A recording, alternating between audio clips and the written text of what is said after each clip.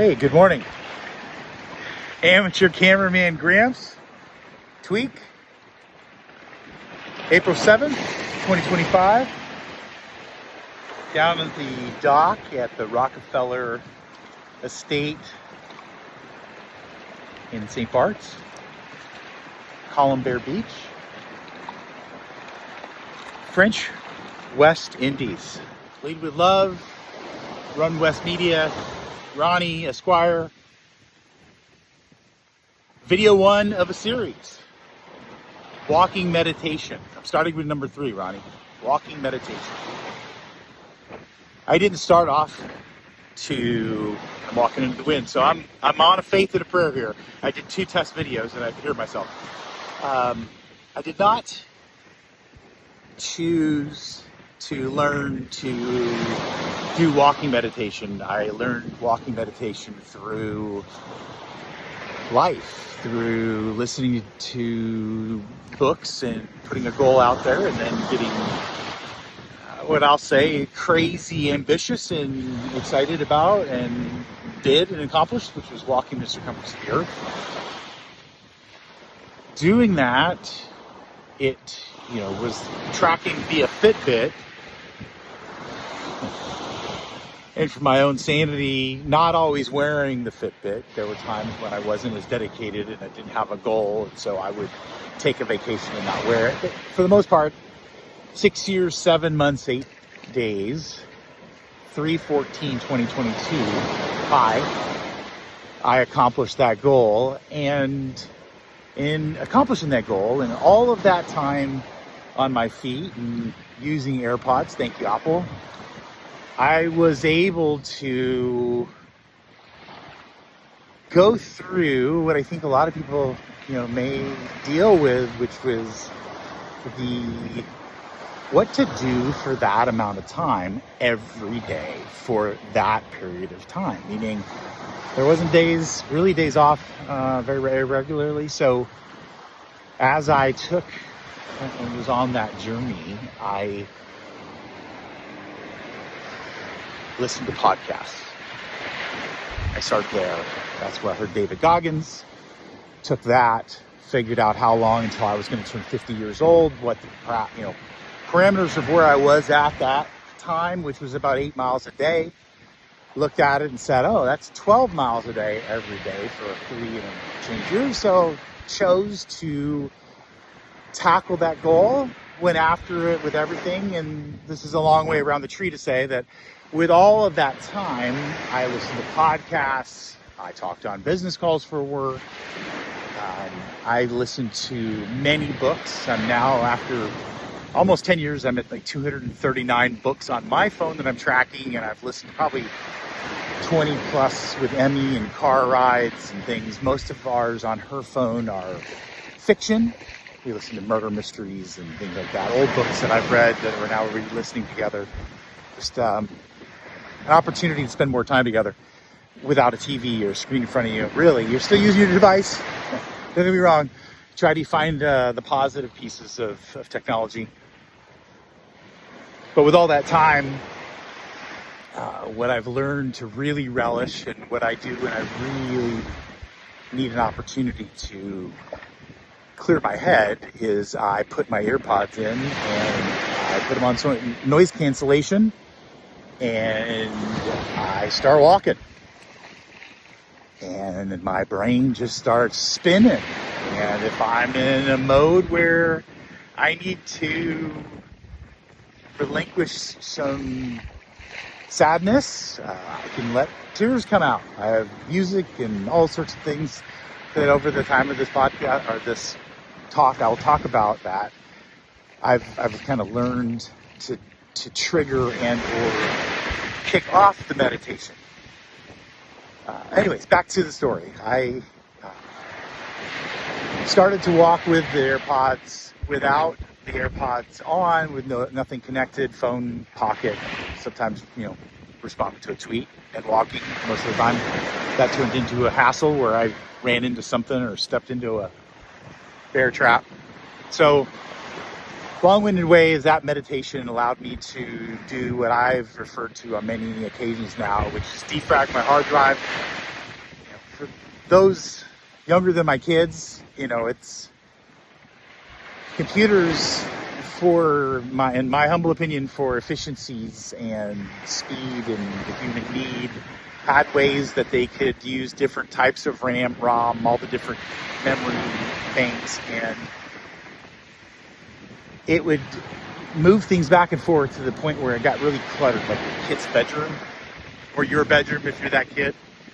And you would push a button and it would clean it all up and put it all back together, and your memory usage would go from 85% to 15% or whatever. It was just something dramatic, and I'm exaggerating slightly, but it was used to clean things up.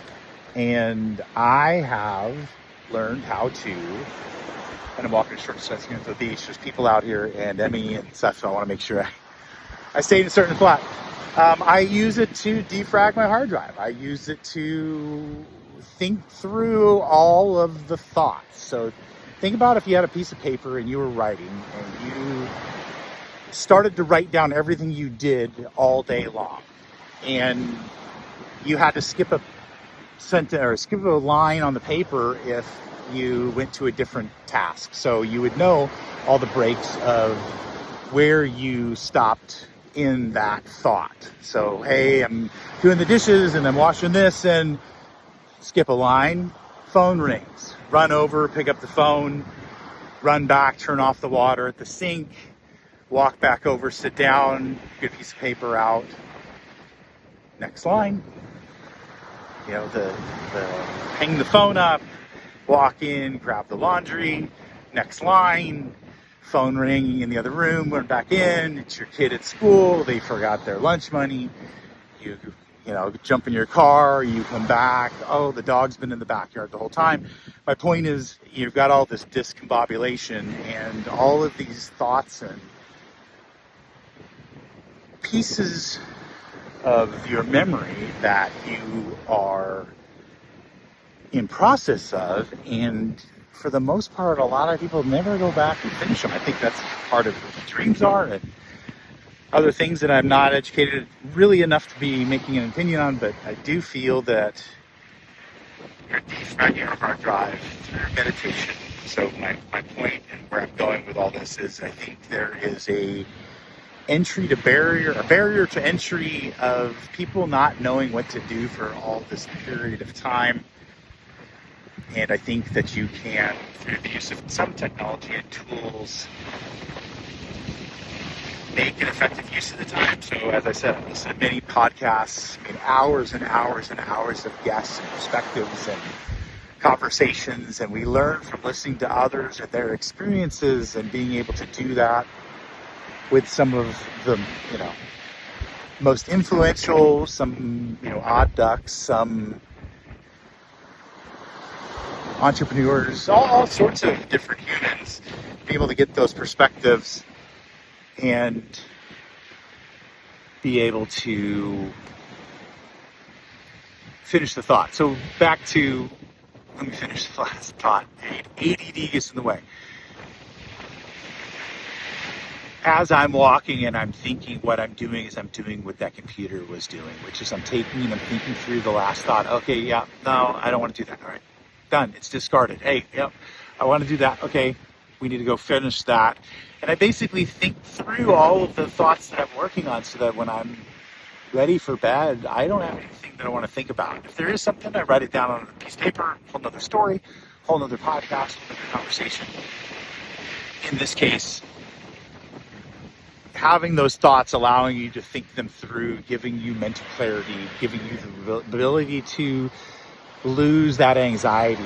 I think that there's other things around. The human brain is so powerful that if you give it a task of walking and avoiding things and going through and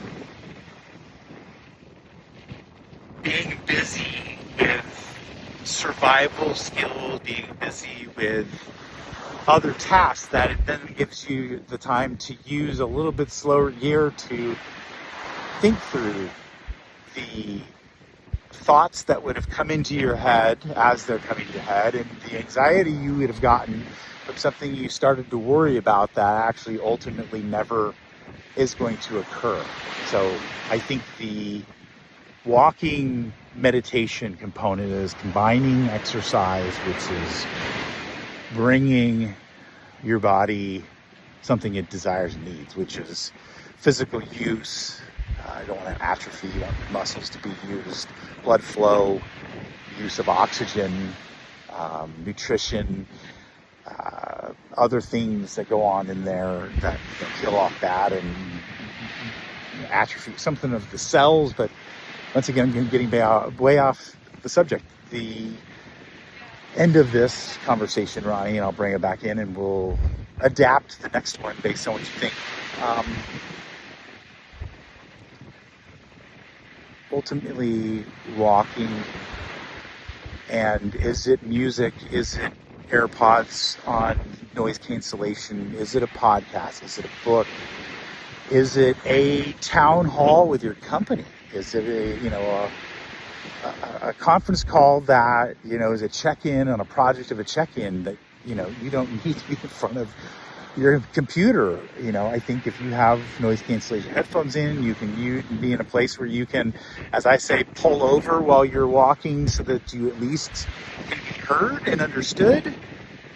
Be an active participant in that conversation when you need to. Why do you have to be sitting behind a desk? It's a rhetorical question. I hope you see that you don't need to be sitting behind a desk. You can go out and walk and do that function. Back to the final thought on walking meditation. For those that have learned how to do meditation, walking meditation is going to be very simple and easy. For those that are learning and trying to figure out how to do this,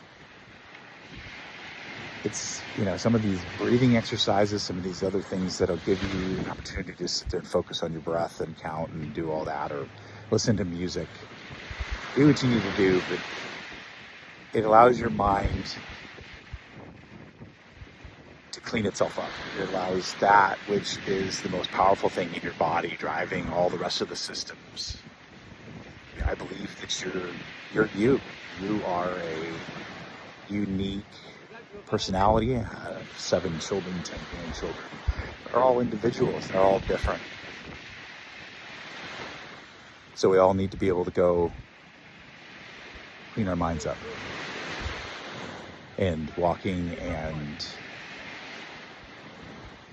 allowing your mind to be free, allowing it to be bored, allowing it to chew on problems. It allows you to become more creative. When I'm feeling the need to work through a problem, I think about that problem. I put on my shoes and I go for a walk, and 4, 6, whatever miles later, I've got at least a plan of how I'm going to be able to attack it.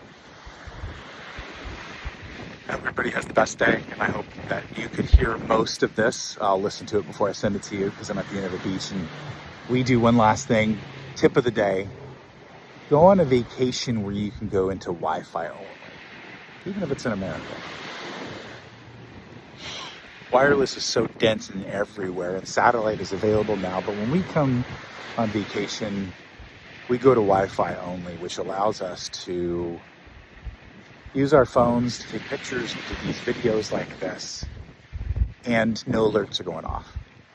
And I'm not checking my email, I'm not looking at social media, I'm not thinking about anybody but me and the beautiful woman that's walking down the beach. And there's another couple here, so it's a little odd. So if they're watching me talk to myself on the beach. Anyways, I thought I'd bring up one more shot. There she is. Go somewhere, go on Wi-Fi only, allow yourself to unplug and be a part of nature, and to ultimately love and be with the ones you love. Gramps. Be friends. I didn't call you out in the last video. I'm going to call this part 2. I'm going to call this season opener. I'm going to call this, hey, I hope the wind is really not killing the sound. Transition, processing change, using walking. How do you use movement to process change? I think a lot of what I'll talk about is similar and is a building off of what I talked about before, which is using walking to clean up your hard drive. I think you as humans, we as humans have this tendency to worry about things that will never happen. We call it anxiety, get depressed from sort of, I think, an overuse of those anxiety muscles and thoughts, and getting to a place where you just don't feel like there's even a possible chance to get out of. And I think we get into those places, and in those places, then we add life, change, new boss, girlfriend leaves you, you move to a new city, you join the military. I've done most of those things. And you will too. We're all, as unique as we are as humans, we all go through the same shit. It's just, there's only so many possibilities available to us, and we've been around for quite a while. So back to, I use movement, and I should be moving more now, but I'm trying to stay focused on this dock here and not getting knocked into the water. I think I use movement to, now that I've defragged my hard drive, now that I've cleaned my thoughts up, now that I process and stay efficient, on a daily basis, and have for quite a while, when there's new things that come up, like change, new boss, new systems, I don't have as much anxiety about those things. I think everything's, change is inevitable. Yeah, I'm trying to think of any other bumper stickers. Anything you can count on is death and taxes, unless you move to some place that doesn't have taxes, but you're still going to die. My point, I use movement to allow my body to deal with, the physical excess, breathing, moving my bones, moving the blood flow, getting things moving around, killing off the bad cells, and allowing new cells, allowing new processes, allowing the mind to be quiet. I allow the mind to process the change. Most folks will worry about things because they worry about what they don't know and don't understand. And I think that walking and movement gives you the opportunity to process that and realize that really you get an opportunity. I use my words to say, play the movie all the way through. What is ultimately going to happen? Where does this go? What is your worst case scenario in this process? And now that I've seen it, I can deal with it. And 99% of the time it doesn't happen. But if you did for some reason have that happen, you've got something there to look back on, and that you've seen the worst. Grandson on my other podcast talked about, or my daughter talked about my grandson getting allergy shots and, pumping himself up by, this is going to hurt. And then, you've gotten that out. I think this big noggin, the most powerful muscle in the body, or I don't even think it's a muscle, the reason that we're here, consciousness, humanity. What makes us different than every other mammal? Our body is the resource, the engine, the battery for that resource. So when you get dehydrated, your resource is down. When you get depleted, the resource is down. When you don't go to sleep and allow, I can't remember the process, but there's a process that goes on while you're asleep where your brain gets wiped and cleaned, and that fog that you feel as you're getting late in the afternoon goes away, and you don't get to go through that process as well. So all of these things come together. The point of this conversation and talk was to talk about movement and processing change.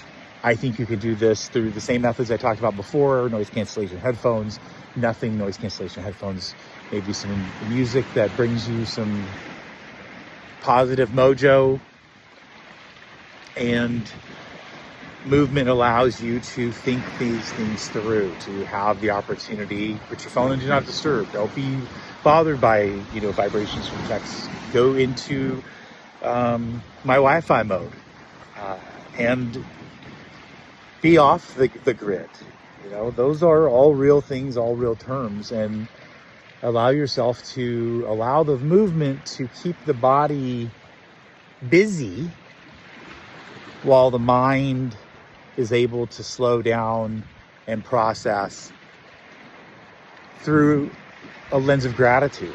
We haven't even talked about that. You know, if you're spending all of your time worrying and in fear of, you know, what's going to happen, and or very focused on what you don't have, i.e. somebody else has something cooler than you or whatever, but just focused in that perspective, you're going to see the world a certain way.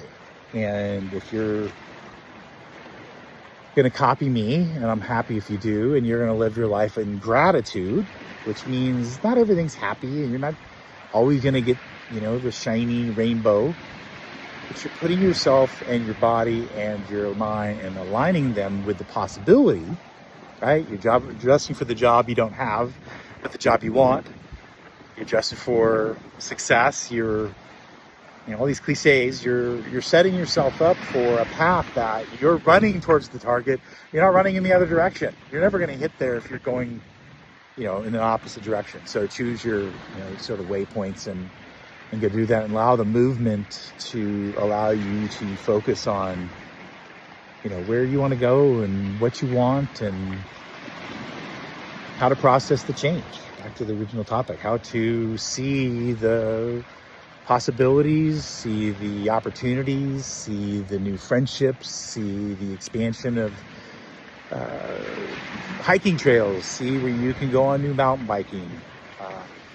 So it was going to be a short one. I think I look and I live my life through gratitude. I hope you do too. I hope as you go through the change you're going through, that you allow yourself the opportunity to go process that, to deal with that. I'm not a doctor, but, you know, we all go through very similar things. I haven't died from heartbreak, and I've grown from, I think I've really only grown from the bad shit that's happened to me, or the questionable circumstances, or the opportunities where I've opened myself to be vulnerable and allowed myself to be destroyed. And that's where we get the most growth. I hope everybody chooses to lead with love. I hope everybody hugs a human. 20 seconds. These are all endorphin releasing opportunities. I think if done right can alleviate your need for a like or a love or a comment on social media. And as you're watching this on social media, I hope that you use social media for the best parts that are available, which is to stay in touch with friends and family and loved ones across the globe. It's Gramps. Enjoy the rest of your day. And this is the best Monday morning I've had in quite a while.